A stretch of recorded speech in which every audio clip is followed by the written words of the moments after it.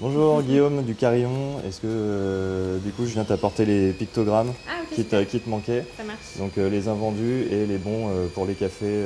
Ok. C'est un réseau solidaire. Caroline vient de le rejoindre avec ce geste tout simple. Quelques autocollants sur la vitrine de son restaurant.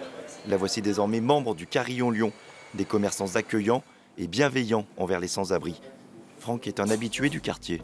Je pourrais avoir un café? Oui, bien sûr. Lui est suffisamment confiant pour oser demander. Vous demandez quoi comme petit service? De parler un peu avec eux.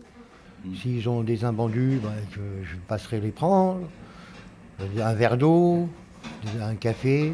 On le proposait avant, sauf qu'en fait, personne ne venait concrètement le demander ou chercher les invendus de lui-même. C'est vrai que je pense que c'est pour ça que je parlais de blocage, c'est que je pense qu'il y a les gens qui ont ces besoins-là ne viennent pas spontanément dans un commerce pour demander s'ils peuvent avoir un café ou s'ils peuvent recharger leur téléphone, ce qui nous ne coûte rien ou pas grand-chose. Lancé cet été à Lyon, l'initiative a déjà séduit une quinzaine de commerçants. Un réseau que Guillaume Masson tente d'étoffer avec un credo, inciter plutôt qu'insister. Pas question de mettre la pression, de culpabiliser. La démarche doit venir du commerce. On peut adapter certains services par rapport à vous notre choisissez structure. vous choisissez les services qui vous intéressent et les horaires auxquels vous pouvez les rendre. Un engagement à la carte pour un acte plus profond qu'il n'y paraît.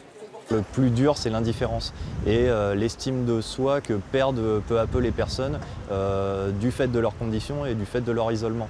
Et du coup, l'intérêt du Carillon, c'est de remettre en lien des personnes qui se croisent finalement tous les jours, mais qui osent plus parler, que sont en fait les habitants, les commerçants et les sans-domicile. Reste à sensibiliser les sans-abri. Le Carillon recherche aussi des bénévoles pour les orienter vers les commerces partenaires.